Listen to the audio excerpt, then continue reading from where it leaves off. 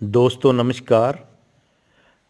Ataxia यानी गति भंग का दूसरा पार्ट कि अगर ये समस्या आ जाती है तो हम इसका इलाज कैसे करवाएं।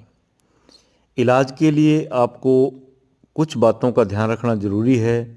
पहली बात तो ये कि जैसे ही आपको अटैक्सिया का सिम्टम नज़र आए, सिम्टम कैसे नज़र आएगा कि सबसे पहले क्योंकि ये दिमाग की न्यूरो की समस्या है, इसलिए जो हमारी गर्दन है, गर्दन और कंधे में हल्का हल्का कंपन शुरू होता है, कांपना शुरू होती है, थोड़े हाथ कांपने शुरू होते हैं।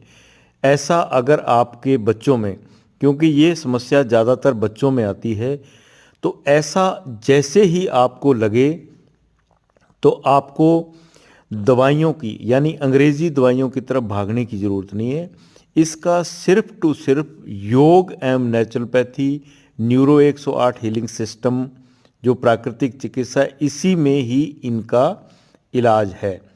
तो इस इलाज की ओर आपको तुरंत ध्यान देना है, क्योंकि जब शुरुआत होती है तो बीमारी छोटे रूप में होती है और जैसे ही हमारा दिमाग, क्योंकि पूरी हमारी बॉडी चौबीसों घंटे काम कर रही है, दिमाग हमारा चौबीसों घंटे काम करता है, चाहे हम सोएं, चाहे बैठें, चाहे खड़े हों, चाहे चल रहे हों, चाहे कुछ भी कर रहे हों, तो हमारा दिमाग चौबीसों घंटे चल रहा होता है।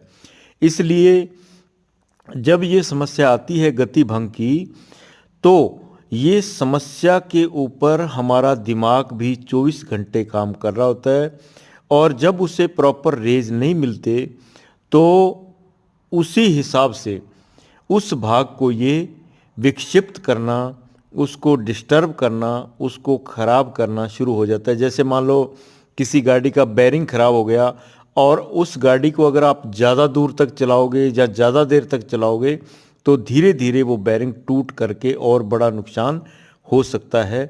ऐसे ही बॉडी के अंदर भी बेयरिंग सिस्टम काम करता है।